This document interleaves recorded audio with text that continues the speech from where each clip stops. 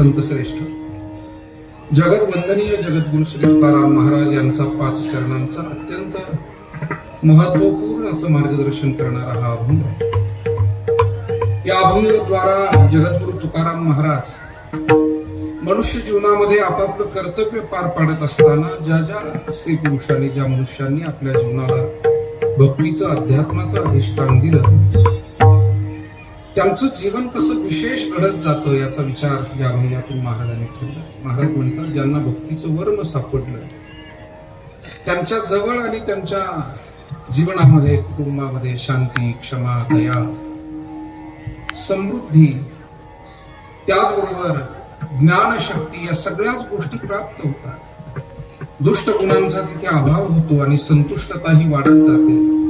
भगवंताची कृपाही अशा व्यक्तींवर अखंड राहते असा एकूण विचार या अभंगातून महाराजांनी आपल्या पुढे ठेवला. प्राप्त वेळेमध्ये काही सेवा या अभंगाच्या माध्यमातून भगवंताच्या संतांच्या चरणी आपल्याला समर्पित करायची. तत्पूर्वी कार्यक्रमाच्या अनुषंगानं 2 शब्द परिहार देणं आवश्यक आहे.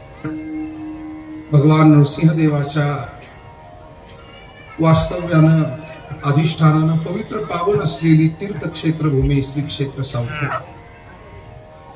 ज्या महान संतांच्या मार्गदर्शनानं पदस्पर्शानं या भूमीला तीर्थाचा दर्जा प्राप्त झाला की आपणा सर्वांचे सद्गुरू ब्रह्मलीन पूज्य दत्तगिरीजी महाराज वैकुंठवासी गुरुवर्य बाबूराव बाबा या दोन्ही संतांचं फार मोठे आशीर्वाद आणि मार्गदर्शन आपल्या सावखेड भूमीला आणि या परिसराला लाभले. म्हणून अशा सावखेड भूमीमध्ये सावखेड तालुका गंगापूर जिल्हा छत्रपती संभाजीनगर आणि आपल्या गावामध्ये जे काही धार्मिक सामाजिक सेवेतील आदर्श परिवार आहे त्या आदर्श परिवारातीलच बोर्डे पाटील परिवार हा सुद्धा एक सर्व क्षेत्रात सेवाभावी आदर्श असलेला परिवार आणि बोर्डे पाटील परिवारातील ज्यांनी ज्ञानदान आणि अध्यात्म सेवा अशा दोन्ही क्षेत्रात आदर्श काम केलं आपल्या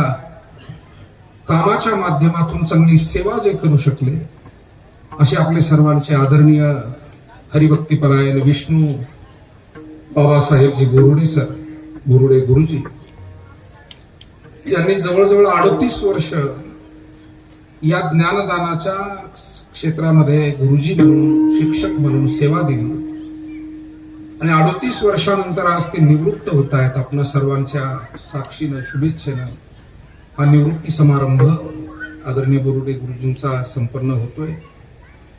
भगवान नरसिंहदेवाच्याच पवित्र प्रांगणात हा कार्यक्रम होतोय आणि या निमित्तानं आमचे ज्येष्ठ गुरुबंधू आपले सर्वांचे अध्यात्म मार्गदर्शक परम आदरणीय महंत नारायणानंद गिरीजी महाराज त्याचबरोबर दुसरे ज्येष्ठ गुरुबंधू परम आदरणीय महंत कैलासगिरीजी महाराज यांचे आशीर्वाद लाभलेल्या महाराजांचा एक फोन मला मगाशी येऊन गेला पण नियोजित कार्यक्रमामुळे शुभेच्छा देऊन त्यांना पुढे जावं लागलं.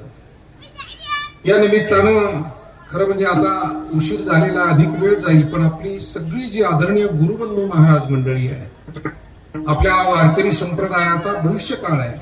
अत्यंत गुणवान ज्ञानवान भागवत कथा असेल रामायण कथा असेल कीर्तनाचं निरूपण असेल गायन मृदंग वादन असेल आणि गावोगावी वारकरी संप्रदायाच्या कार्यक्रमांना घडवून आणण्यासाठीचं सुसंघटन हे सगळे आमची मंडळी करतायत. मला वाटतं एकदा टाळ्या वाजवून या सगळ्या मंडळीचं अभिनंदन आपण केलं. गायनाचार्य मृदंगाचार्य सगळे गुरुबंधू बालगोपाळ महाराज मंडळी गावच्या भजनी मंडळातील आदरणीय तात्या असतील कल्याणराव असतील हे सगळे ज्येष्ठ मंडळी परिसरातून आलेले सर्व प्रमुख मंडळी सावखेड असेल महालक्ष्मी खेडा असेल नागापूर असेल पांढरवळ आणि परिसरातल्या सगळ्याच गावची मंडळी विशेष करून आदरणीय गुरुजींचे सर्व नातेवाईक ग्रामस्थ आप्तेष्ट माता भगिनींचा आपण उपस्थित आहात. आमच्या समवेत आज आवर्जून सन्मान्य प्रदीपजी सावंत सर गंगापूरवरून ते आले. आमच्या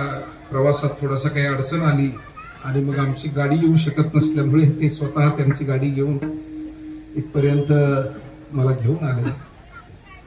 त्याचबरोबर गुरुजींचे व्याही आणि आमचे स्नेही संचालक सन्माननीय पाटेकर पाटील असतील सर्व मंडळी, वडीलधारी मंडळी, तरुण मंडळी आपण उपस्थित आहात. आमचे आदरणीय विधाते पाटील असतील, सगळीच परिसरातून अध्यात्मप्रिय मंडळी उपस्थित आहे. खरं वायर सापडलं का फॅनला काय झालं, त्याला वाटत असेल माझं काम फक्त आवाज द्यायचं, फॅनचं तुम्ही तुमचं पाहून घ्या. असं करू नको. अरे आम्ही घामानं बेजार झाला, पुढे हातपाय हलवा आणि जरा हवा निर्माण करा इथे. विठाला विठाला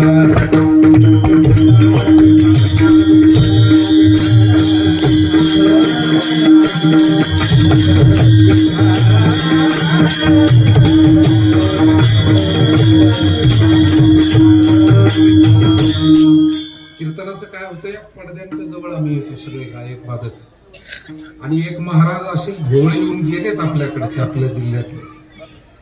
तेव्हा राग राग एवढ्या जवळ नको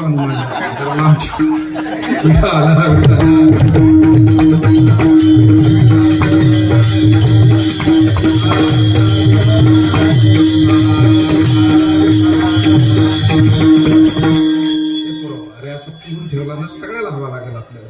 एकटा विचार नाही करायचा, सगळ्यांचा करा, कारण सगळ्यांनाच ती परिस्थिती आहे. समोरून ठेवा, त्या साऊंड जवळ असा तिरका ठेवा, म्हणजे आमच्या पूर्ण स्टेजला ती हवा मिळेल.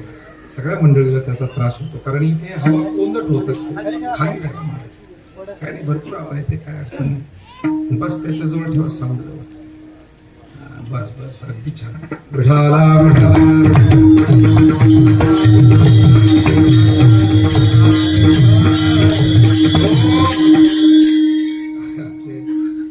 महाराज आहेत, श्याम महाराज, मौली, खरं म्हणजे सगळीच मंडळी आता इथे जमलेली आहे. आणि विष्णू गुरुजींचं म्हणाल तर जवळजवळ 30 वर्ष माझा आणि त्यांचा जिव्हाळ्याचा स्नेहसंबंध आहे. आणि मी सतत त्यांना जे पाहिलं ते सेवेमध्ये कुठे ना कुठे वेळ देताना, लक्ष देताना, धडपडताना. मग ते पूज्य आपले मोठे बाबा दत्तगिरीजी महाराज तथा बाळकृष्ण बाबा असतील, पूज्य बाबूराव महाराज असतील. आणि महात्म्यांजवळ सेवा करायची म्हणजे संयम लागतो, शांतता लागते, समर्पण लागतं. 2 शब्द त्यांनी जर काही मार्गदर्शन केलं तर ऐकून घेण्याची तयारी लागते. आणि ते सगळं काम गुरुजी करत होते. अर्थात त्यांना वडिलोपार्जित आई वडिलांपासूनचाच तो वारसा कुटुंबाचा त्यांना मिळालेला. आणि आज या वयामध्ये सुद्धा जवळजवळ 60ला ते येऊन पोचलेले आहे. आणि आजही त्यांची सेवा अव्याहतपणे सुरू आहे. आनंदाची गोष्ट अशी आहे की गुरुजींची दोन्ही मुलं, आमचा बद्रीनाथ असेल, ऋषिकेश असेल, गुरुजींनी एवढीच आवड त्यांना. आमचे कोणीही कीर्तनकार महाराज मंडळी सावखेडमध्ये यायचे असो, गुरुजींच्या घरून फोन आला नाही असं कधी होत नाही. महाराज जेवणाचं, जेवायला या, चहा घ्या, कुठे व्यवस्था असेल झालेली तर ते कधी त्यात अडथळा आणत नव्हते की ठीक आहे, आपण तेही आपलंच घर आहे, आपण तिथे जाऊ, आम्ही तुमच्या सोबत येतो. अडचण असेल तर आपलं घर हे आहेच, या इकडे. अशा पद्धतीनं अतिशय सोज्वळपणा गुरुजींनी आमच्या सर्व वारकऱ्यांची, आम्हा सर्व गुरुबंधूंची आणि या महात्म्यांची सेवा, सावखेड गावाला आणि या परिसरालाच मुळात ते वळण फार मोठं. कारण दत्तगिरी महाराजांचे संस्कार, बाबूरावजी महाराजांचे संस्कार, साधू संत महात्म्यांचे आपल्यावरती झालेले संस्कार, आणि आपल्या घरातला प्रत्येक वाडवडील पिढीनं जपलेला तो संस्कार, आणि त्याचा परिणाम एक प्रतिपंढरी म्हणून या सावखेडकडे आपण सगळेजण पाहत आलो. गंगापूर तालुक्यात छत्रपती संभाजीनगर जिल्ह्याचं अध्यात्म केंद्र काय असेल तर ते दत्तगिरीजी महाराजांमुळे, गुरुजी तुमच्यासारख्या आणि ग्रामस्थांसारख्या चांगल्या वारकऱ्यांमुळे हे सावखेड म्हणजे प्रतिपंढरी झालेलं आहे. मला वाटतं धाकटं पंढरपूर आपल्या जवळ आहे, पण प्रतिपंढरपूर सुद्धा आपल्या जवळ आहे, आणि ते म्हणजे सावखेड. आणि हे उगीच म्हणत नाही. 30 वर्ष या सगळ्या गावकऱ्यांची सेवा आम्ही पाहत आलो. वडीलधारी माणसं काय, तरुण मंडळी काय, तुम्ही सगळ्यांनी जे योगदान दिलं, जी धावपळ केलेली आहे, आमच्या सगळ्यांच्या ती स्मरणात आहे, अंतःकरणात आहे. आणि म्हणून येणाऱ्या कालावधीमध्ये सुद्धा ज्या आपल्या महात्म्यांनी दिलेले संस्कार आहे ते घेऊनच आपल्याला वाटचाल करायची. कारण आपली घरं ही मुळ्या गोविंदानं नांदावी असं वाटत असेल तर घरामध्ये शिक्षण पाहिजे, घरामध्ये उद्योग व्यवसाय पाहिजे, शेती पाहिजे, पण त्याचबरोबर घरामध्ये अध्यात्म पाहिजे. नुसते पैसे घरात येऊन घर चालत नाही, घरामध्ये पुण्य आलं पाहिजे. आणि ते पुण्य सेवेनं येतं, ते पुण्य भगवंताच्या चिंतनानं, भजनानं, ध्यानानं येतं. आणि त्याद्वारा सेवा करत वाटचाल इथून पुढच्या पिढ्यांना सुद्धा करावी लागणार आहे. गुरुजींच्या बाबतीमध्ये त्यांनी शिक्षणाच्या क्षेत्रात काम केलं. आपला भारत देश हा मुळातच ज्ञानाच्या क्षेत्रात जगात पहिल्यापासून अग्रेसर आहे. या देशाचं नाव भारत तरी काय? एक पहिला मुद्दा संदर्भ येतो तो म्हणजे भरत राजानं एक विशेष कार्य केल्यामुळे त्याच्यावरून या देशाला भारत भूमी म्हणून. पण दुसरी गोष्ट अशी आहे, भा म्हणजे ज्ञान, रत म्हणजे त्यामध्ये रममान चिंतनात मग्न असलेले लोक. ज्या भूमीतले लोक ज्ञानात सदैव मग्न असतात त्याला भारत भूमी म्हणतात. आणि म्हणून शास्त्रकारांनी म्हटलं, अन्य स्थाने वृथा जन्म निष्फलम च गतागतम भारतम च क्षणम जन्म सार्थकम शुभ कर्मदम. अन्य भूमीमध्ये जगात अनेक देश आहे, पण तिथला जन्म हा फक्त पशु पक्ष्याप्रमाणे जन्माला यायचं, काही दिवस जगायचं आणि जायचं. पण मोक्ष प्राप्तीची भूमी, ज्ञान प्राप्तीची भूमी, पुण्य प्राप्तीची भूमी, गुण प्राप्तीची भूमी, या दृष्टीनं हा भारत देश आजही जगाचं लक्ष वेधून घेतो. आणि म्हणून भारतामध्ये जे लोक पर्यटनाला येतात ते आपले लोक जसे बाहेर जातात त्या उद्देशाने येत नाही. मी थोडा बारकावा सांगतो त्याच्यात. इथून अमेरिकेला जाणारे लोक ते म्हणतात आम्हाला कसिनो पाहायला जायचं. काय डोंबल्याचा कसिनो असतो कुणास ठाऊक काय, तर ते सांगतात जाणारे आम्हाला कसिनो पाहायचा, आम्हाला अमुक धबधबा पाहायचा नायगरा, आम्हाला अमुक पाहायचं. पण भारतात येणाऱ्या लोकांच्या काही मुलाखती घेण्याचा योग किंवा त्यांच्याशी बोलण्याचा योग माझ्यासारख्याला आलेला, की जे परदेशी लोक जिथे कुठे तीर्थक्षेत्रात, कुठे माऊलींच्या पालखीत भेटले, कुठे अन्य तीर्थक्षेत्रात भेटले, त्यांना विचारणा जर केली कशासाठी येतात, ते म्हणाले या ठिकाणची जी स्पिरिच्युअलिटी आहे, या ठिकाणचं जे आध्यात्मिक चैतन्य, त्याची अनुभूती घेण्यासाठी आम्ही येतो. म्हणून इतर आपले लोक पर्यटनाला बाहेर जातात ते फक्त भिंडा फिरायला जातात. बाहेरचे लोक जे इथे येतात ते ध्यान, भजन आणि चिंतनासाठी येतात. हे या भूमीचं वैशिष्ट्य आहे आणि हजारो वर्षाची त्याची परंपरा आहे. व्यास वशिष्ठादी ऋषी मुनींपासून ते आजपर्यंत ही परंपरा अव्याहतपणे सुरू आहे. आणि म्हणून हिमालयामध्ये सुद्धा पायी भ्रमंती करताना 1998 साली आम्ही काही कुरुबंधू मंडळी पायी यात्रा तिथे केली. बद्रीनाथ, केदारनाथ, गंगोत्री, यमुनोत्री, अनेक पायी पर्यटक सुद्धा विदेशी आम्हाला तिथे त्यावेळी भेटले. आणि त्यांचं म्हणणं हेच होतं की या भूमीमध्ये आल्यानंतर एक वेगळं समाधान मिळतं, मनात शांती मिळते, कुठेतरी आपली सर्व दुःख नष्ट झाल्याचा, त्याचा परिहार झाल्याचा अनुभव येतो. आणि आमचे संत हेच सांगत होते, मागील परिहार पुढे नाही सी झालिया दर्शन. या भूमीचा आणि या भूमीतल्या देवतांचं दर्शन झाल्यानंतरचा अनुभव संत महात्मे आणि ऋषीमुनी हा सांगत होते. आणि म्हणून ही भारत भूमी, ज्ञानभूमी, देवभूमी, संतभूमी, पुण्यभूमी, त्यागभूमी, ही भोगभूमी नाही, त्यागभूमी. की मायबापांनी लेकरांसाठी कसा त्याग करावा, लेकरांनी मायबापांची सेवा कशी करावी, भावानी भावासाठी त्याग कसा करावा, काही समाजसेवकांनी राष्ट्रासाठी कसा त्याग करावा, एखाद्या सेवकानं आपल्या मालकासाठी कसा त्याग करावा, पतीनं पत्नीसाठी, पत्नीनं पतीसाठी काय त्यागमय भूमिकेनं वागावं, याची 1-2 नव्हे हजारो उदाहरणं आपल्याकडे भरलेली आहे. ते पुराण ग्रंथामध्ये असेल, इतिहासामध्ये असेल, किंबहुना आजच्या वर्तमानामध्ये सुद्धा अजूनही हा संस्कार जपणारे आपल्यासारखे अनेक कुटुंब आहेत, अनेक लोक आहेत. आणि म्हणून पहिलं तर आपण सगळे भाग्यवान आहोत की या भूमीमध्ये आपण जन्माला आलो. भारत भूमी ज्ञानाची, आणि या ज्ञानाची परंपरा गुरु शिष्य परंपरा आपल्याकडे पूर्वीपासून चालत आली. वक्ता श्रोता ही परंपरा आहे, गुरु शिष्य ही परंपरा आहे. त्याद्वारा ज्ञानाचं आदान प्रदान हृदया हृदय एक झाले, ते हृदयचे ते हृदयी घातले, द्वैत न मुडिता केले अपना ऐसे अर्जुना. ज्ञानाला किती महत्व आहे. भगवान श्रीकृष्णाने कुरुक्षेत्रावर युद्ध समयाला सुद्धा ज्ञानदान केलं. कारण प्रसंग कसा होता, अर्जुन हा मोहित झालेला आणि तो आपल्या कर्तव्यापासून दूर पडून पाहतोय, भ्रमित झालेला. भ्रमती वचने म्हणा, अर्जुनाने स्वतःच दिलेली कबुली आहे की देवा मला काय करावं कळत नाही. वेपथुष्य शरीरे मे रोमहर्षस्य जायते, गांडीवं संसते हस्तात् स्वच्छैव परिदह्यते, न च शक्नोम्य हस्तातुं भ्रमती वचने म्हणा. सगळे श्लोक होत्या. माझी अवस्था गलित गात्र झालेली आहे देवा. हातातलं धनुष्य ते केव्हा निष्ठून पडले, ते न धरतच निष्ठले, मौली म्हणतात. अशा अवस्थेत आणि अशाही वेळेला अर्जुनाला पुन्हा एकदा आत्मबल प्राप्त करून देण्यासाठी, मनोबल त्याचं वाढवण्यासाठी त्याला भगवंतानं काही औषध उपचार नाही केला, त्याच्यावरती अध्यात्म उपचार केला. कारण औषध उपचाराने तात्पुरतं बरं लागतं आणि अध्यात्म उपचाराने पिढ्यानपिढ्या कुटुंब सुखाने नांदतात.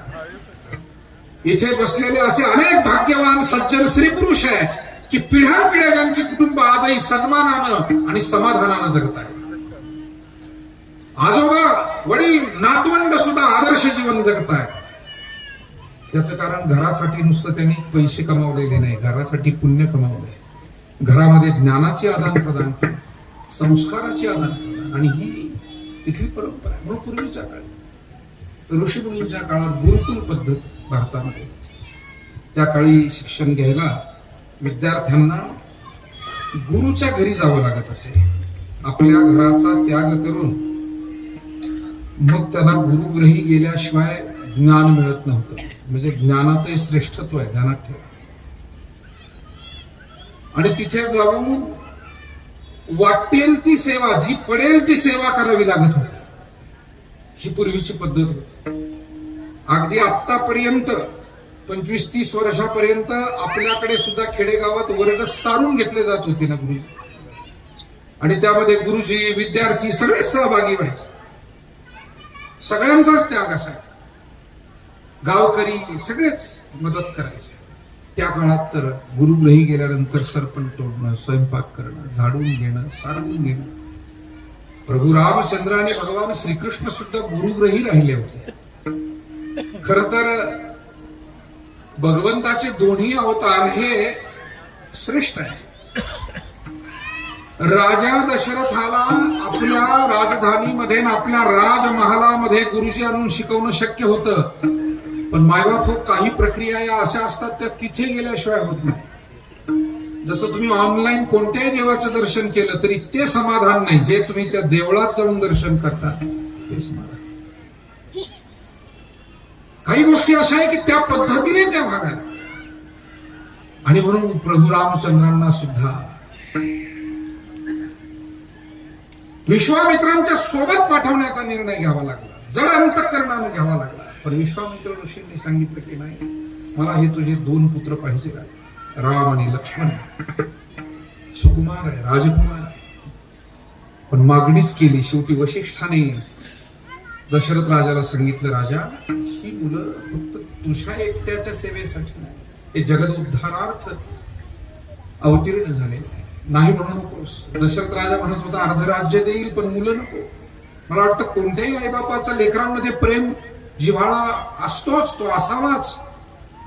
पण तरी सुद्धा योग्य वेळेला आपल्याला तो मोह आवरता घेता आला पाहिजे. मुलांच्या शिक्षणासाठी, त्यांच्या भवितव्यासाठी राजा दशरथ आणि राम आणि लक्ष्मण कंदमुळं फळं खाऊन राहायचं, जंगलात जायचं. राक्षसांनी वेढलेलं ते जंगल आहे आणि विश्वामित्राच्या यज्ञाचं रक्षण करायचं. पण गेले. विश्वामित्र ऋषींनी त्यांना वेगवेगळ्या विषयावर ज्ञानदानही केलं. तिथे यज्ञावर जेव्हा संकट आली त्यावेळेला राक्षसांना सुद्धा ताडण करण्याचं काम, त्यांना शिक्षा करण्याचं काम प्रभू रामचंद्रांनी आणि लक्ष्मणांनी केलं. उदाहरण एवढ्यासाठीच दिलं की पूर्वीच्या काळी गुरुकुलामध्ये जाऊन शिकावं लागत होतं. इथून आपलं शिक्षण सुरू झालेलं आहे. नंतरच्या काळामध्ये हळूहळू मग शाळा म्हणून एक वास्तू उभी राहिली की जे ज्ञान मंदिर ज्याला आपण म्हणतो. ज्ञान मंदिर जसं आपलं देवाचं देवालय हे एक मंदिर आहे, हृदय सुद्धा एक मंदिर आहे, तसं शाळा सुद्धा काय आहे, मंदिर आहे.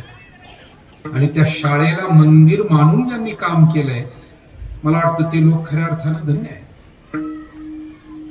गुरुजींनी सुद्धा अतिशय आदर्श काम त्यांच्या आयुष्यामध्ये त्यांनी केलं.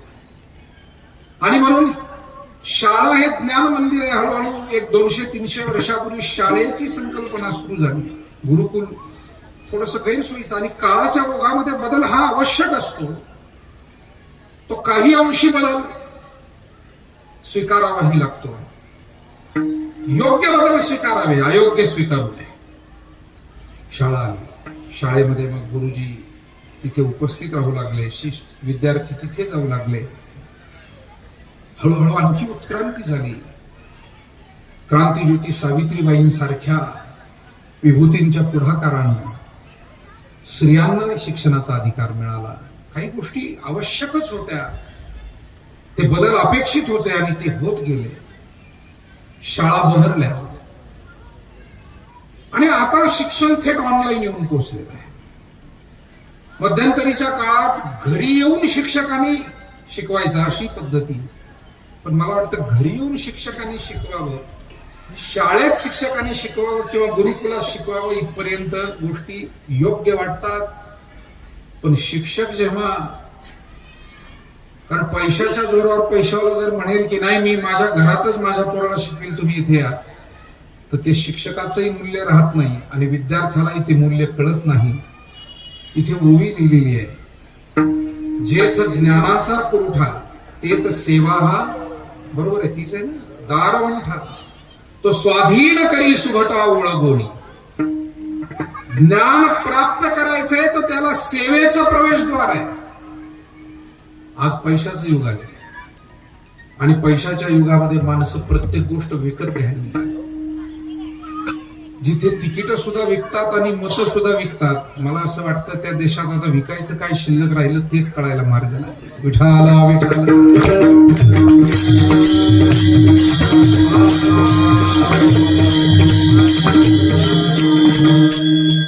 दोष कुणाला द्यायचा आणि कुणाला सोडायचं आणि कुणाला त्यात धरायचं. राजकीय पक्षांनी सगळं काही सोडून दिलंय. उमेदवारांना निष्ठा काही गोष्टी राहिलेल्याच नाहीये.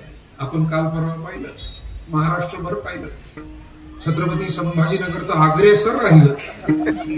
हे रडारडी, नारडा ओरडी, हे ओढाओढी, राम राम राम, सगळीकडेच कमी अधिक फरकानं. काय चाललंय? एवढे स्वार्थी झाले माणसं. काय कशाची सेवा आहे? कोणती समाज सेवा आहे याच्यामध्ये? कोणत्या समाजाच्या हितासाठी माणसं रडतायत आणि आरडतायत? समाज जेव्हा दुःखानं होरपळतो त्यावेळेला हे रडतात का, आरडतात का? हे रडणं आरडणं स्वतःसाठी की देशासाठी, समाजासाठी?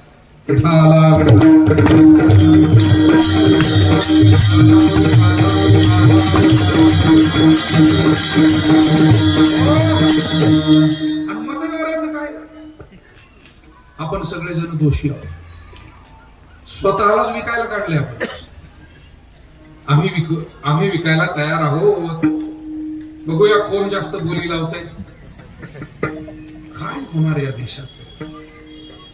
अजून थोडीफार माणसं बरी आहेत की ज्यांना ह्या न्यायनीतीचा थोडा विचार आहे. ते म्हणतात, अगदी कोणी देऊ केलं तरी ते म्हणतात, हे बाबा माझ्या दारात येऊ नकोस, मला द्यायचं, मी योग्य पद्धतीने मतदान करेल, मला तुझं काही नको असं म्हणणारे सुद्धा लोक अजून आहेत.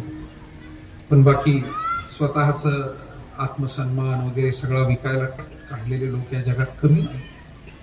अशा वेळेला लोकशाहीचं काय, देशाचं काय, असा सगळाच प्रश्न. आणि याच्यात एकही राजकीय पक्ष कुणी मागं नाहीये. चढाओढ आहे, मै बडा की तू बडा, अशी परिस्थिती आहे. कोणाला बरं वाईट म्हणण्याजोगं, खरं खोटं न्याय निवडा करण्याजोगं काही राहिलेलं नाही. सगळे सब घोडे 12%. विठाला विठाला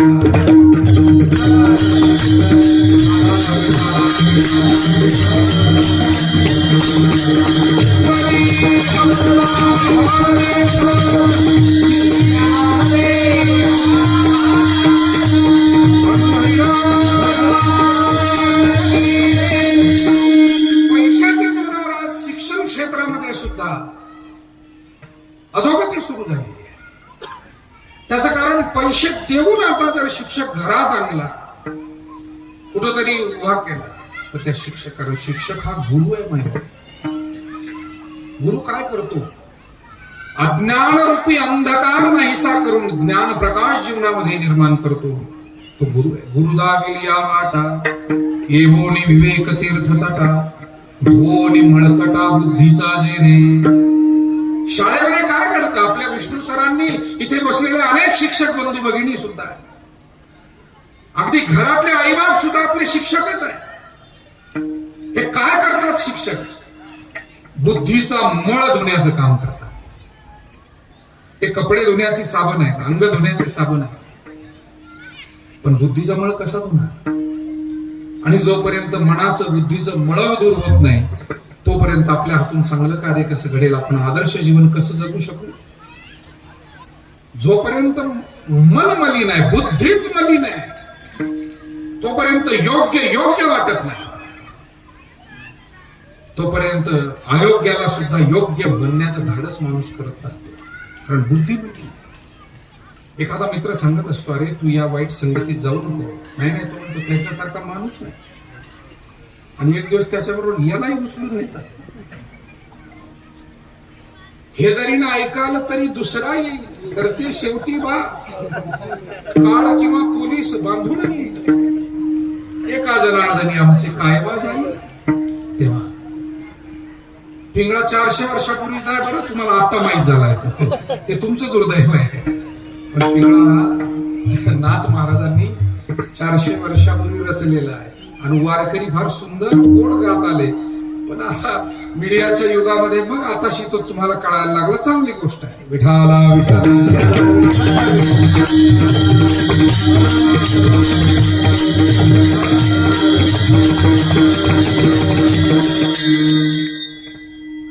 तेव्हा बुद्धीचा मळ जोपर्यंत धुतला जात नाही, तोपर्यंत चांगलं सांगणारे घरातले मायबाप वाईट वाटू लागतात. चांगलं सांगणारा भाऊ चुकीचा दिसतो आणि आपल्या जीवनाच्या अधोगतीकडे घेऊन निघालेला मित्र तो जीवनाचं सर्वस्व वाटतो. हीच परिस्थिती आज जगात. ऐका कलीचे महिमान असत्याशी रिझले जन पापा देती अनुमोदन करीती हेळन संतांचे. अनुमोदन पापाला आहे, पाप वृत्तीला आहे. सज्जन माणूस नकोसा वाटतो. घरातले सज्जन आहे, सांगतायत की बाबा अरे हे जीवनाची अधोगती. दुर्योधनाला सुद्धा समजावून सांगताना काय कसूर झाला मला सांगा. गांधारीने सांगितलं, धृतराष्ट्रानं सांगितलं, अनेक मोठ्या लोकांनी सांगितलं. सर्वात महत्वाची गोष्ट भगवान श्रीकृष्णाने सांगितलं. आता आणखी समजूत घालायला मोठा माणूस कोण पाठवायचा श्रीकृष्णापेक्षा? कृष्ण वंदे जगद्गुरु. पण अहंकार असा होता, सत्ता संपत्ती तारुण्य आणि त्यात दुर्गुण अशी नशा होती की श्रीकृष्णाला सुद्धा झिडकारला सांगितलं, पांडवांना सुईच्या टोकावर लावेल एवढी जमीन देणार. माणूस ज्या वेळेला आपल्या हितकर्त्यांचं ऐकत नाही, त्यावेळेला समजायचंय त्याचे वाईट दिवस जवळ आले. आपल्या वडीलधाऱ्यांचं, आपल्या हितकर्त्यांचं. कारण आई वडील संत हे हित करणार, तेची माझे हित करी दी सकळ जेने हा गोपाळ.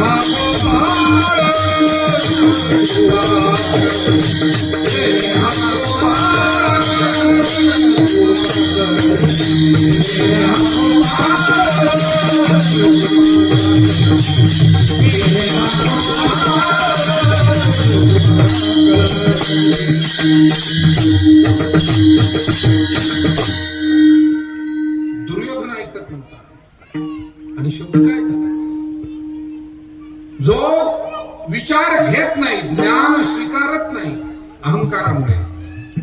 कारण जसं ज्वर झाला ना की त्याला दूध पचत नाही.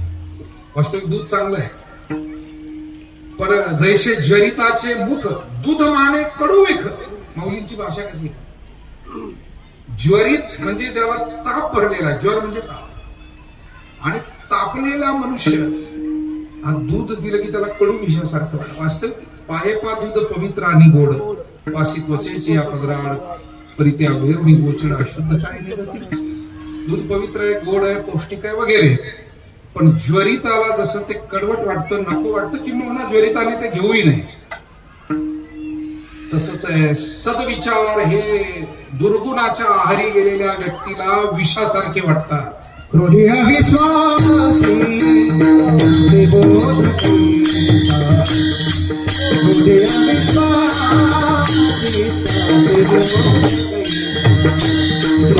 अविश्वासी से बोध क्रोधी अविश्वासी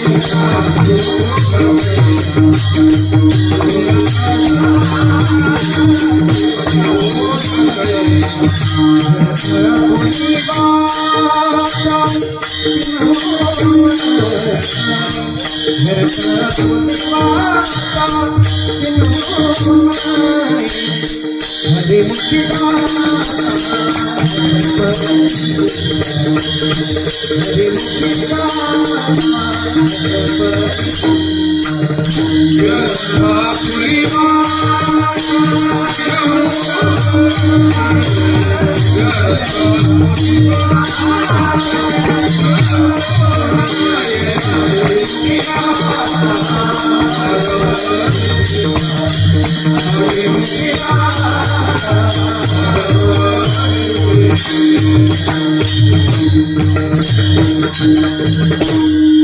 महत्वाचं प्रमाण दिलं महाराजांनी. क्रोधी अविश्वासी त्याशी बोध कैसा, व्यर्थ पुलिवाच्या शिरुने.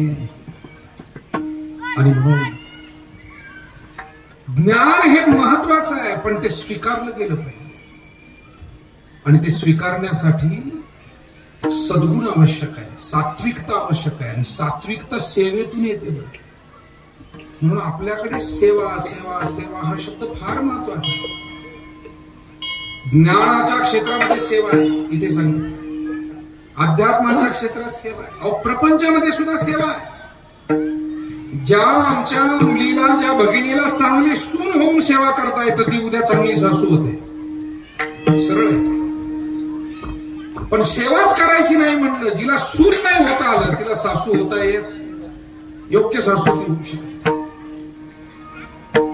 जे जे महात्मे गुरुपदावर गेले त्यांनी स्वतः कधी घोषित केलं नाही की आम्ही गुरु आहोत. तुम्ही सगळ्यांनी अनुभवलं. इथे परब्रह्म स्वरूप ज्यांना म्हणून आपण पाहत होतो ते दत्तगिरी महाराज, बाळकृष्ण. तुम्ही माझ्यापेक्षाही, मी भाग्यवान आहे, पण माझ्यापेक्षा तुम्ही अधिक भाग्यवान आहात सावखेडकर. तुम्हाला खूप सहवास, प्रेम बाबांचं मिळालं, मलाही मिळालं. त्यांनी कधी म्हटलं की मी गुरु आहे, मी संत आहे, मी महात्मा आहे? भगुराव महाराज असतील, बाळकृष्ण बाबा असतील, सद्गुरू नारायणगिरी महाराज असतील, आपले गुरुवरे भास्करगिरी बाबा असतील, कधी या महात्म्यांच्या मुखातून आम्ही संत आहोत, सेवक आहोत, हीच भावना. गुरुवरे नारायणगिरीजी महाराज एकदा कीर्तनात म्हणाले, पुण्यतिथीचे कीर्तन होतं, महाराज आम्ही सगळे होतो. महाराज समाजाला म्हणाले, बाबा आम्ही आता थकलो, पण तुमचे आभार मानायचे म्हणे. आता शेवटचा काळ होता आयुष्याचा, समाजाचे, जनता जनार्दनाचे आभार मानायचे. तुम्ही आम्हाला कीर्तन करायला लावली, भजन करायला लावलं, आणि तुमच्या प्रेरणेमुळे आम्हाला आयुष्यभर परमार्थ घडला. काय म्हणावं. समाजाचे आभार मानताना ते गहिवरून आले आणि त्यांनी सांगितलं, तुमचे जनता जनार्दनाचे उपकार आहे की तुम्ही आम्हाला सतत भजन कीर्तन करत ठेवलं आणि आमचं आयुष्य परमार्थात गेलं. आज जगामध्ये असं कोण बोलणार आपल्याला सापडे? थोडस काही केलं तरी माणसं म्हणतात नाही आम्हीच केले, मी केले. काही काही तर इतके बहादर आहेत, आम्हाला फोन करतात, महाराज आपण ठेवलेला कार्यक्रम आहे, गाव गेल्यावर कळतं कार्यक्रम अख्ख्या गावाचा आहे, पण पठ्ठ्या फोनवर म्हणतो जसा माझाच कार्यक्रम. इतके तर लबाड लोक झाले. आता आम्ही काय काय अनुभव घेतो, फार लबाडांच्या गाठी पडतात. विठाला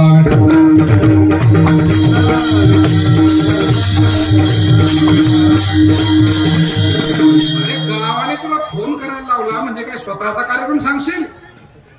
पण फार लबाड लोक काय, काही लोक असेही भेटतात, महाराज आमचं गाव फार चांगलं आहे, आमचे तरुण फार चांगले आहेत, आमचं भजनी मंडळ फार चांगलं आहे, आमचे अन्नदाते असं तोंड भरून गावाविषयी सांगतील.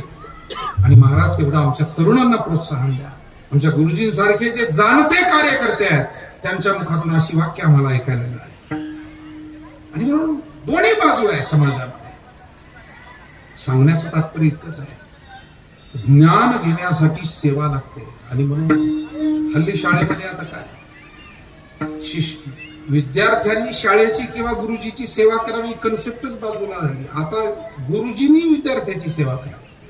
म्हणून गुरुजी तुम्ही चांगल्या काळात रिटायर झाले, भाग्यवान आहे तुम्ही. आता काळ असा आलेला आहे की गुरुजींनी फक्त हातपाय दाबायचे राहिले पोरांचे, की आमच्या शाळेमध्ये मुलं घाला, इथे मुलांचे हातपाय दाबून मिळतील, अशा जाहिराती करायच्या फक्त राहिल्या. अशा शाळा, असा काळ. आणि आम्हालाही ते आवडतं. मुलाबाळांना संस्कार होणार कसे? गुरुजी किंवा त्या बाई ज्या शिकवतात त्यांनी दोन शब्द रागावले तर कधी त्यांना वाईट बोलू नका. मी तुम्हाला या व्यासपीठावरून सांगतो, आमच्या सगळ्या गुरुजींच्या वतीनं सांगतो. कारण मी एक छोटासा गुरुजी आहे, माझ्याकडे काही मुलं आहेत. मुलांना वळण लावायला प्रेमही द्यावं लागतं. हे गुरुजी लोक प्रसंगी स्वतःच्या लेकरापेक्षाही मुलांना सांभाळतात, पण प्रसंग आला तर दोन शब्द बोलावं लागतं. मायबाप थोडीशी शिक्षा करावी लागते. पूर्वीच्या काळी म्हणायचे, छडी वाजे छमछम विद्या ही घन. आज काळ बदलतोय आणि या सगळ्या काळामध्ये आमच्या येणाऱ्या पिढ्यांना ज्ञान मिळेल का? मिळालेलं ज्ञान ते खऱ्या अर्थानं सेवेमध्ये परिवर्तित होईल का? कारण जे सेवेतून मिळतं ते सेवेत परिवर्तित होतं. जे अहंकारातून मिळतं ते ज्ञान अहंकाराला जन्म घालतं. विठाला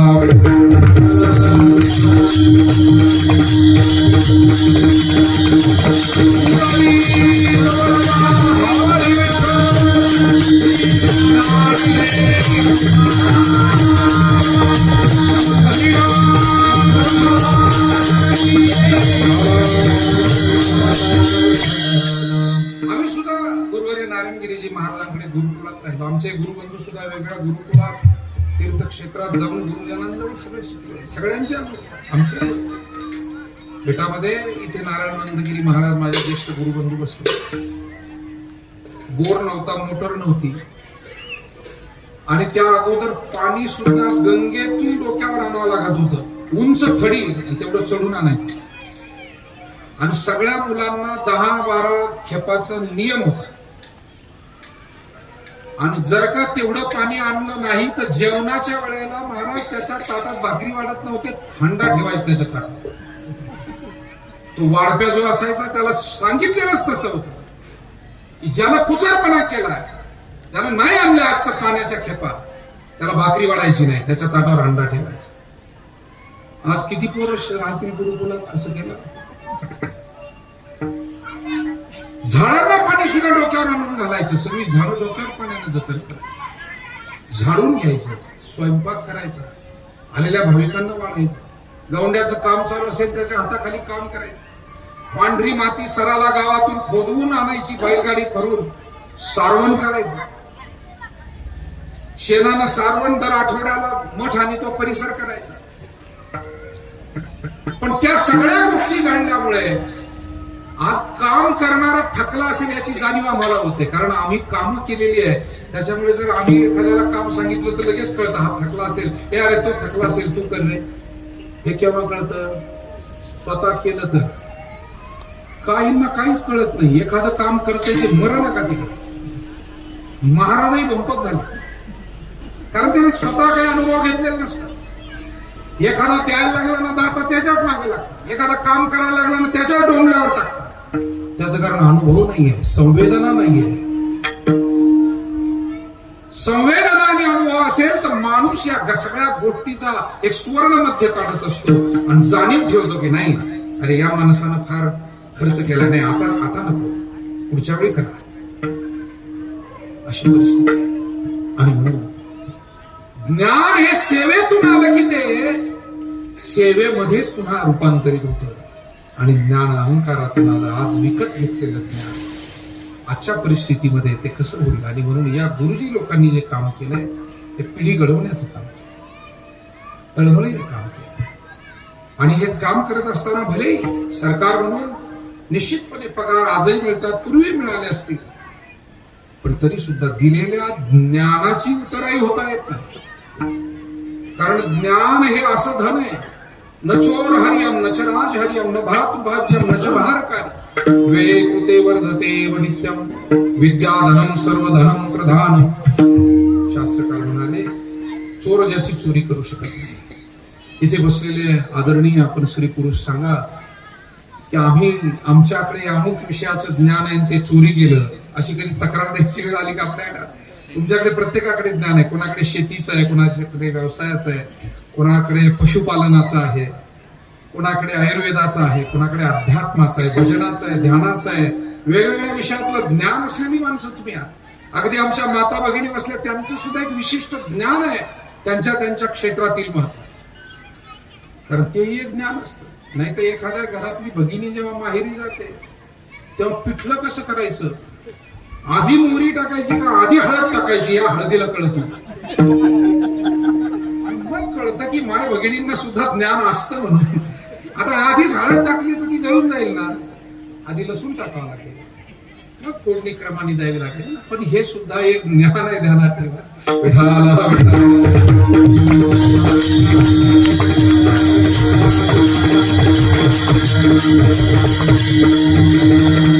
माणसं हल्ली प्रत्येकाला याला काय समजतं त्याला काय नाही, प्रत्येकाकडे परमेश्वराने दिलेलं ज्ञान आहे. आणि ते ज्ञान अत्यंत महत्वाचं आहे, पण ते चोरी जात नाही, त्याची कधी चोरी होत नाही. न चोर हरियम, त्याच्यावर टॅक्स बसत नाही. पैसे जास्त असतील तर टॅक्स भरावा लागतो. पण एखादा प्रकांड पंडित आहे, विद्वान आहे, ज्ञानी आहे, हुशार आहे, आपल्या ग्रामीण भागामध्ये सुद्धा वेगवेगळ्या क्षेत्रात हुशार लोक आहेत, पण त्याचा टॅक्स भरावा लागत नाही. न च राज हरियम न भातृभाज्यम, भावाभावांमध्ये वाटण्यामध्ये वाटणी करताना जमिनीची होते, वस्तूंची होते, पैशाची होते, परंतु ज्ञानाची आणि स्वभावाची होत नाही. बरं, ज्याचा स्वभाव चांगला आहे तो त्याच्याच वाट्याला जातो, ज्याचं ज्ञान चांगलं मिळवलेलं आहे ते त्याच्याच वाट्याला जातं, आणि शेवटी त्याचा उत्कर्ष आणखी पुढे होत जातो. विठाला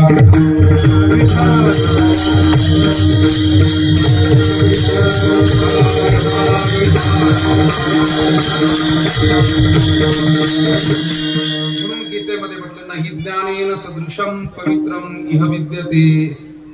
गंगा, गोमाता, गायत्री अशा अनेक गोष्टी पवित्र आहे, पण पवित्राती पवित्र काय आहे तर ज्ञान हे पवित्र आहे. गंगेमध्ये स्नान केले की व्यक्ती पवित्र होतो, ही मान्यता आपली आहे. गंगा पापम शशितापम दैन्यम कल्पतरुस्तथा. पण जो ज्ञान गंगेत न्हाला तो जन्मजन्मांतरीचा पवित्र होऊन जातो. अशी ज्ञान परंपरा आपल्या भारताला लाभलेली आहे. आणि म्हणून या ज्ञान परंपरेमध्ये आपण आपल्या घरांना नेहमी सजग ठेवणं आवश्यक आहे. आज एका गुरुजींचा आपण हा सेवाकृती सोहळा करतोय आणि त्यानिमित्तानं ही अधिक त्या मुद्द्याला धरून चर्चा करण्याचा प्रयास आहे की गुरुजींनी आपले विष्णू गुरुजी गुरुडे जे आहेत यांनी दोन्ही गोष्टी केल्या.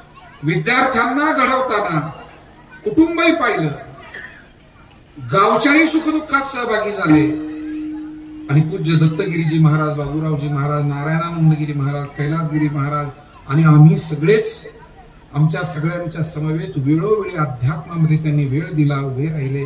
गावातल्या अनेक कार्यकर्त्यांबरोबर गुरुजींचं योगदान ठळकपणानं स्मरणात राहण्यासारखं राहिलं. अशा पद्धतीनं त्यांनी कार्य केल्यामुळे मला असं वाटतं मागे वळून पाहताना निश्चितपणे समाधान त्यावेळेला होतं. जसं शेतकऱ्यानं योग्य वेळेत जर का शेताची मशागत केली आणि योग्य वेळेत पेरणी केली तर पीक चांगलं उगवून येतं. आणि ते उगवलेलं पीक पाहताना त्या शेतकऱ्याला जे समाधान होतं ते तो शेतकरी जाणू शकतो. तसं आपल्या आयुष्यात केलेली सत्कर्म मागे वळून पाहताना आपल्याला समाधान देत असतात. आज मला वाटतं ते समाधान अनुभवण्याचा दिवस गुरुजींचा आहे की जेव्हा मित्र येत आहेत, सहकारी येत आहेत, ज्यांच्या हाताखाली काम केलं ते काही वरिष्ठ येत आहेत, ज्यांच्या सोबत काम केलं ते सहकारी येत आहेत. राजकीय क्षेत्रात, धार्मिक क्षेत्रात, शालेय क्षेत्रात किंवा गावातले सुद्धा अनेक स्नेही येऊन शुभेच्छा देत आहेत. मला वाटतं हे पाहताना एक कृतकृत्य भावना अंतःकरणात निर्माण होते. आणि सगळं का जीवनामध्ये हा योग आला तर त्याचं उत्तर एकच आहे की गुरुजींच्या परिवाराला, त्यांच्या व्यक्तिगत जीवनाला त्यांनी फक्त नोकरी लागली, शिक्षण झालं ना आता आपल्याला पगार मिळतो, आपल्याला काय करायचं गावाचं आणि आपल्याला काय करायचं देवाचा हा स्वभाव ठेवला नाही. ते सर्वांमध्ये राहिले, जीवनाला भक्तीचं अधिष्ठान दिलं, पंढरीची वारी केली, आळंदीची पैठणची वारी केली, अन्नदानात सहभागी झाले, सेवेत सहभागी झाले आणि भक्तीचं अधिष्ठान दिल्यामुळे जीवनामध्ये या सगळ्या आनंददायी वातावरणाचा लाभ झाला. महाराज तेच अभंगाच्या प्रथम चरणात सांगितले. भक्तीचे देवा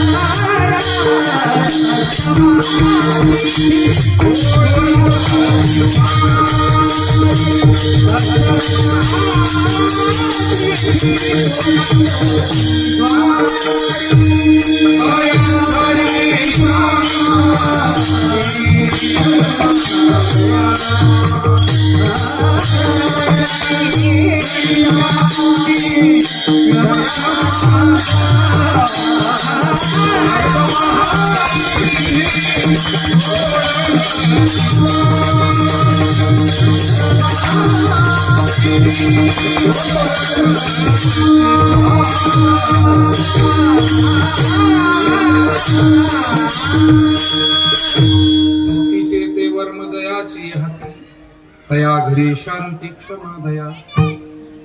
नुसती भक्ती हाती आहे असं महाराज म्हणत नाही. तुकोबारायांचं नेहमी बोलणं हे फार सावध आणि सखोल अशा स्वरूपात, नेमकेपणा. भक्तीचा अंगीकार तर अनेक जण करतात. कधी कधी पोट भरण्यासाठी भक्तीचा अंगीकार, मी भक्त आहे हे दाखवण्यासाठी भक्तीचा अंगीकार, तर कधी काही कपट कारस्थानानं हेतू साध्य करण्यासाठी सुद्धा भक्तीचा अंगीकार. आपल्याला माहिती आहे पूर्वीच्या पुराण काळात अनेक राक्षस हे साधूचं सोंग घ्यायचे. याचा अर्थ भक्ती बाह्यात्कार अशा स्वरूपाची भक्ती जगात अनेक ठिकाणी आहे. म्हणून महाराज म्हणाले नुसती भक्ती नव्हे, भक्तीचं अंतरंग ज्यांना कळलं, वर्म म्हणजे अंतरंग. आणि अंतरंग वैकुंठवासी गुरुवर्य निवृत्ती बाबा वक्ते यांच्या मुखातून एकदा ऐकलं होतं. त्यांनी चिंतन करताना असं म्हटलं होतं की निष्ठावंत भाव भक्तांचा स्वधर्म निर्धार हे वर्म चुकू नये, निष्काम निश्चळ विठ्ठली विश्वास पाहू नये वासानिकाची. भक्तीचा अंतरंग हा मुद्दा सांगताना त्यांनी हे चरण दिलं, प्रमाण दिलं आणि सांगितले 6 अंतरंग गुण ज्याच्याकडे भक्तीचे समजायचे, त्याला भक्तीचं वर्म कळालं, तो भक्तीच्या अंतरंगात शिरला. निष्ठा पहिली गोष्ट, अंतःकरणामध्ये निष्ठा असावी, निष्ठावंत व्हावं.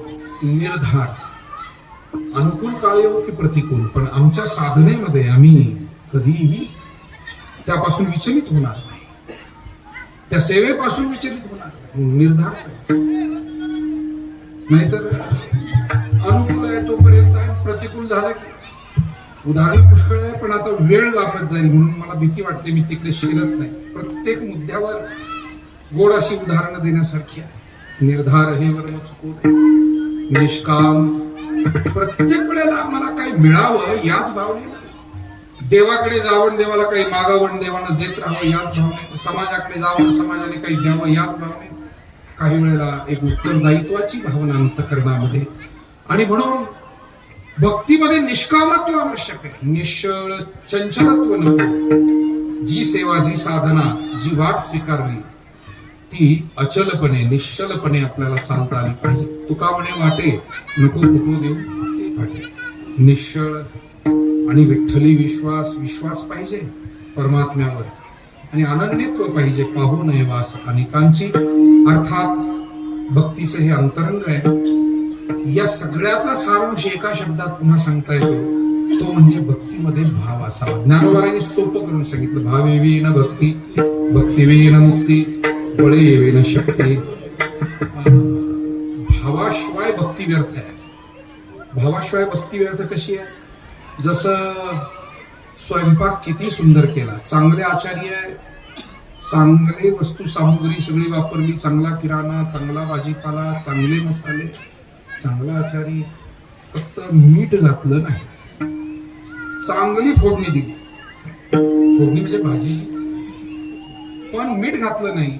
महाराज म्हणतात, रुचीने दी अन्न जात नसता लवण, मीठ नसेल तर ते अन्न रुचकर लागत नाही. तसं आम्ही खूप चांगली पूजा केली, षोडशोपचारे पूजा मांडली, ब्राह्मण चांगले आणले, मंत्र चांगले म्हटले, जेवण चांगलं दिलं, मंडप चांगला घातला, लाइटिंग चांगली लावली, फक्त पूजा चालू असताना आमचं मन स्थिर नव्हतं. त्या पूजेमध्ये, त्या मंत्रामध्ये, त्या देवतांमध्ये, त्या सेवेमध्ये आमचं मन स्थिर नव्हतं.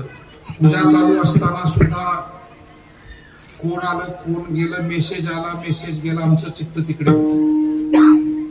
याचा अर्थ आमची पूजा परमेश्वराला अर्पण होण्यासारखी नाही.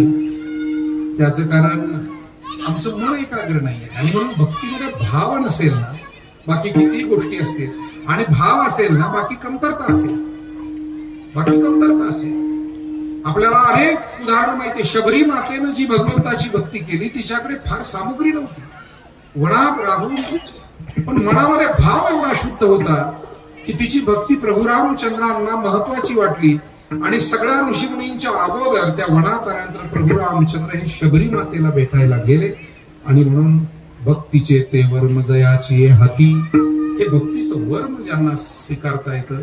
आपण आपल्यासारखे अनेक सज्जन स्त्री पुरुष तरुण वृद्ध चांगली सेवा करतायत, पण हा प्रयत्न करूया आपण सगळे, तुम्ही मी आणि आपण देवपूजा करतोय, मनावर लक्ष ठेवूया. हा अभ्यास आहे आणि तो आपल्याला केला पाहिजे. आपलं मन किती आहे, पारायण करतोय आपण, वाचन करतोय, हनुमान चालीसा साधी वाचायची 3 मिनिटं लागतात, पण त्यामध्ये आमचं मन पूर्णपणे आहे त्या.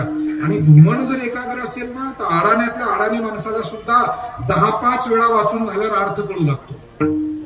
तो ग्रंथच आपल्यावर कृपा करतो, ती देवताच आपल्याला कृपा करते. म्हणून ग्रंथ कृपा एक शब्द आहे आपल्या संत महात्म्यांच्या मुखात, ग्रंथ कृपा. ग्रंथाची कृपा केव्हा होते? त्या ग्रंथाला आम्ही देव मानून त्याची सेवा एकाग्रतेनं, नाही तर थुंकी लावून ज्ञानेश्वरीचं पान उघडायचं. कसं काय ग्रंथाची कृपा? भाव धरोनिया वाचे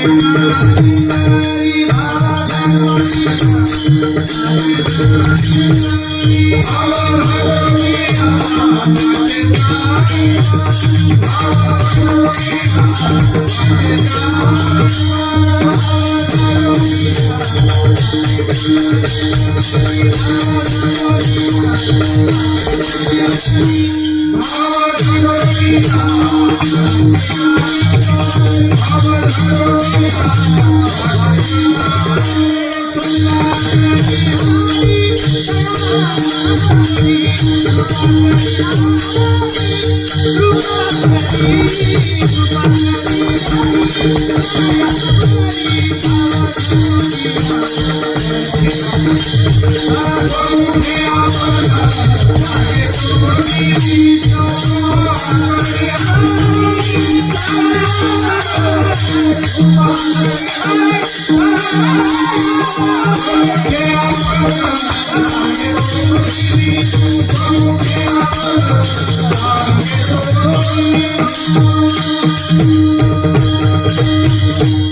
सगळेजण हा अभ्यास करूया, होईल तेवढा प्रयत्न करू, लक्षात ठेवूया आणि आपल्याला लाभ होईल त्याचा, मनशांती मिळेल, अधिक पुण्य मिळेल, अधिक आशीर्वाद मिळेल. पूजा जी काही आपली रोजची आहे त्याला आपलं चित्त एकाग्र करूया, लक्ष ठेवू. जसं आपण लहान मुलांनी काही हातापायला लावून घेऊ नये म्हणून घरातले आजी आजोबा आई वडील सगळे लक्ष ठेवतात. चुलते पोरावर लक्ष ठेवा. पोरा सोरांपेक्षा या मनावर जास्त लक्ष ठेवा, कारण आपण असतो तेव्हा घरात आणि मन आधीच आपल्या आधी गाडीत जाऊन बसतो. चला चला उशीर झाला, चला चला. काय या मनाचं करावं? मनापेक्षा भूत बरं. बहु चंचल चपल. मला तुमचं माहित नाही, पण माझा अनुभव सांगतो, कधी कधी आपण वाचत असतो, वाचण्याचा विषय वेगळा आणि मनाच्या चिंतनाचा विषय वेगळा. मला आलेला अनुभव एक सामान्य साधक नाही, आणि अशा वेळेला आपल्याला सावध राहावं लागतं. पुन्हा त्याला खेचून आणायचं आणि त्या विषयात त्याला रमवून ठेवायचं. हे ज्यांना जमतं मग ते 95% पुढे जातात विद्यार्थी. That is not easy. इतकं सोपं नाहीये. दप्तर कुणी वाही, पण या मनाला बांधून ठेवण्याचं काम ज्यांना जमतं त्यांना हे शक्य आहे. विठाला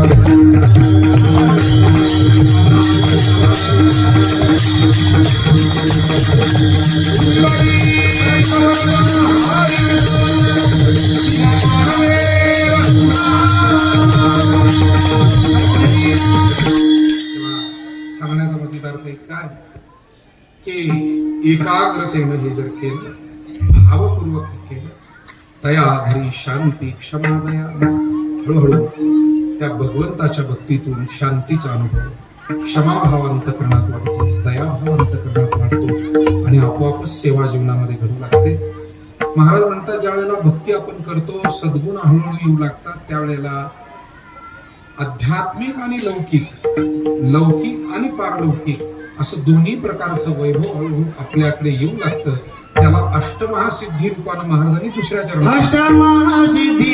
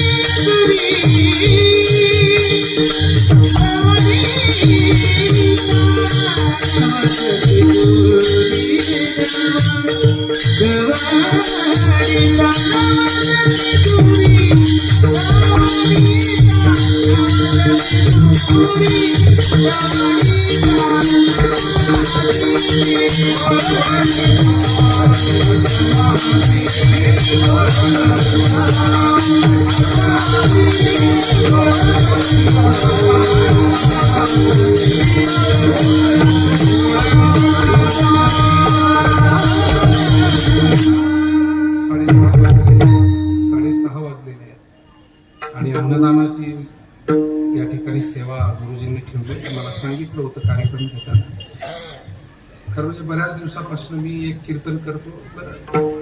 अंथरून पाहून पाय पसरावे म्हणतात. आपलं शरीर, आपली अडचण आपल्याला माहिती असते, लोकांच्या काय फंदात पडायचं, आणि म्हणून मी आपलं थांबून घेतलेलं आहे. पण गुरुजी हे आमचे असे जोडीदार आहेत जुने की त्यांच्या पुढे थांबूनही काही सांगून काही उपयोग झाला नसतो. जर किती वेळा नाही म्हणलं असतो, त्यांनी जर ठरवलंच असतं आणायचं, मी काही सावंत सर मी जास्त वेळ नाही घेतला, गुरुजीची तारीख आहे म्हणजे घेऊन टाकतो सांगा. कारण मला माहिती होतं हे जुने सहकारी किती हट्टी आहे हे आम्हाला माहिती आहे, आणि त्यामुळे पण प्रेमाचा हट्ट आहे. तेवढा आपुलकीचा आहे. आणि म्हणून मी स्वीकारलं. आणि दुसरं कीर्तन, आता मला खरं तर इथून उद्या अंगारकी चतुर्थीमुळे थेट लोणीला जायचे आणि पहाटेच तिथे महापूजा वगैरे सगळे कार्यक्रम आहे, पण तरी सुद्धा ते स्वीकारणं गरजेचंच होतं. आणि आज येताना अतिशय आनंद वाटला की बाबांच्या या भूमीमध्ये आणि आमचे अनेक जुने स्नेही सगळे तरुण वृद्ध सगळ्यांना भेटण्याचा योग या निमित्तानं आलेला आहे.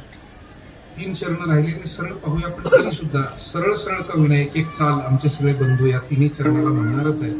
आणि मग आपल्याला समारोपाकडे जायचंय, कारण इतकी सगळी एक एक मंडळी, सगळे कीर्तनकार आहे, सगळे उत्तम गायक आहे, सगळे उत्तम अध्यात्माची सेवा आणि आदर्श मंडळी आहे. तेव्हा आपल्याला यांच्याविषयी अत्यंतिक अभिमान आहेच. मी एक एक विषय पुढे घेऊन जातो आणि एक एक चरण आमचे सगळे बंधू म्हणत म्हणत आपल्या समारोपाकडे जायचं. अष्टमहासिद्धी ओळंगतीद्वारी नवजती दुरी दवडिता. अष्टमहासिद्धी, सिद्धी म्हणजे फक्त काही ऐहिक वैभव नव्हे, तर आपल्याजवळ असलेले आध्यात्मिक सद्गुण ही सुद्धा सिद्धी आहे. सगळ्यात मोठी गोष्ट म्हणजे आपल्याजवळ असलेलं आंतरिक समाधान, याच्यापेक्षा मोठी सिद्धी कोणती आहे? आणि ही सगळी सिद्धी सेवेतून, भक्तीतून प्राप्त होते. भक्ती मार्गाला, आपल्या जीवनाला भक्तीचं अधिष्ठान दिलं कोणत्याही क्षेत्रात काम करताना, की दुर्गुण आपोआपच दूर जातात. तो भक्तीचा गुणधर्मच आहे की आपण अध्यात्ममय जीवन जगू लागलो की दुर्गुणांना वाटतंय आता इथे थांबण्याचं काही कारण नाही, ते हळूहळू दूर जातात. महाराज ते 3ऱ्या चरणात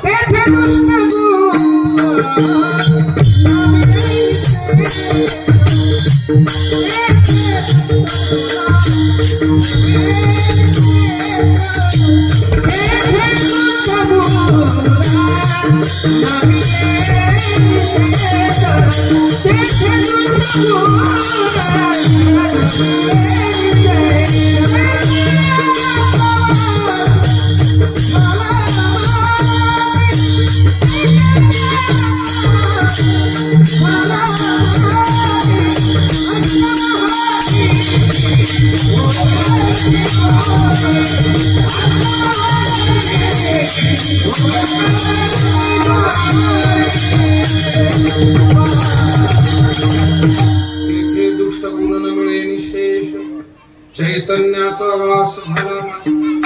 भक्तीने आत्म चैतन्याची अनुभूती येते. चैतन्य बाहेरून नाही आणायचं, ते आहे हृदयी स्वयंभची असते. पण आध्यात्मिक साधनेनं त्याचा अनुभव येत असतो आणि त्या अनुभवानं मनुष्य आपोआपच दुर्गुणांपासून मुक्त होऊ लागतो. तेथे दुष्ट गुण न मिळे निशेष. आणि दुष्ट गुणांना बाजूला सारल्यानंतर समाधान हे नवीन आणावं लागत नाही. जसं पाण्यावरती शेवाळ आहे, शेवाळ बाजूला केलं की पाणी तिथे, दृष्टीवरती पडळ आहे, पडळ बाजूला केलं की नजर तिथेच आहे. तसं समाधान सुद्धा बाहेरून प्राप्त करण्याचा विषय नाही, ते आंतरिकच आहे. फक्त त्याच्यावरचं हे दुष्ट गुणरूपी, दुर्भावना रूपी आवरण दूर झालं की चित्तामध्ये संतुष्टतेचा अनुभव येतो. अभंगाचं 4थं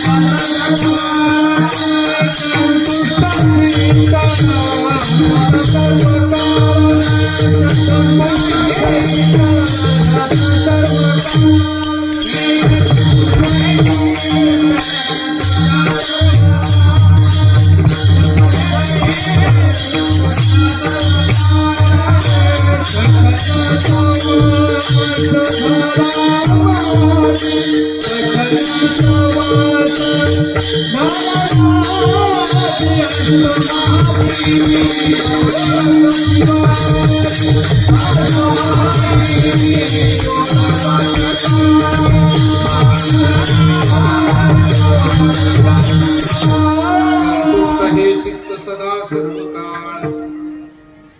तुटली हळहळ त्रिगुणाची, महाराज म्हणतात. गीतेमध्ये श्लोक येतो, संतुष्ट सततम योगी यतात्मा दृढ निश्चय. संतुष्ट चित्त त्याला योगी म्हणतात, महात्मा म्हणतात. आणि हा भक्ताला आपल्या घर प्रपंचामध्ये घेता येण्यासारखा अनुभव हे तुकोबारायांना विशेषत्वानं सांगितलं. आणि अशा पद्धतीनं महाराज म्हणतात भगवत भक्ती करत मनुष्य जीवन जगू लागला की भगवान सुद्धा अशा व्यक्तीच्या कार्यामध्ये त्याला आशीर्वाद देतो, त्याच्या पाठीशी राहतो, अभंगाचं शेवट. तुका म्हणता